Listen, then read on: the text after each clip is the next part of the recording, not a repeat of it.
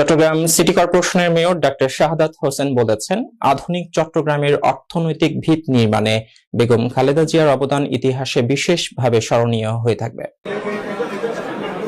আজ দুপুরে নগরের কাজীর দেউরি ভিআইপি টাওয়ারের ভিআইপি ব্যাংকুয়েটে মেয়র পক্ষ হতে বিএনপি চেয়ারপারসন বেগম খালেদা জিয়ার রুহের মাগফিরাত কামনা করে পবিত্র কোরআন খতম, দোয়া ও মিলাদ মাহফিল অনুষ্ঠিত হয়। আয়োজিত অনুষ্ঠানের প্রধান অতিথির বক্তব্যে মেয়র এসব কথা বলেন।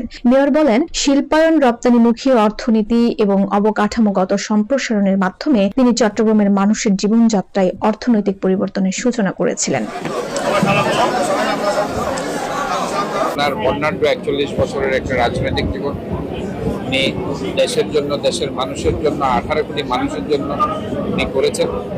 কাজে আমাদের কামনা হবে যে ওনার একটা স্মৃতি জাদুঘর অবশ্য হওয়া উচিত বলে আমি মনে করি। এবং চট্টগ্রামের আমরা একটা সিটি কর্পোরেশনের পক্ষ থেকে আমি একটা চিন্তা ভাবনা করছি যে ওনার যে চট্টগ্রামের যে স্মৃতিগুলো আছে সেই স্মৃতিগুলো নিয়ে আমরা সংরক্ষণ করার জন্য এই ধরনের একটা চিন্তা ভাবনা আমার আছে। এবং আমি অনতি বিলম্বে আপনাদের সবাইকে নিয়ে এখানে দল মত নির্বিশেষে সবাইকে নিয়ে এটা নাগরিক সভা ইনশাআল্লাহ আমি করব। আমার এই যে সিটি কর্পোরেশনের পক্ষ থেকে সমস্ত দলের মতের সমস্ত পেশাজীবীরা সেই নাগরিক সভায় থাকবে। আমি যথাসময়ে আপনাদের সেটা জানাবো ইনশাআল্লাহ। চট্টগ্রামে আমি চাচ্ছি প্রথম নাগরিক সভাটা যাচ্ছে।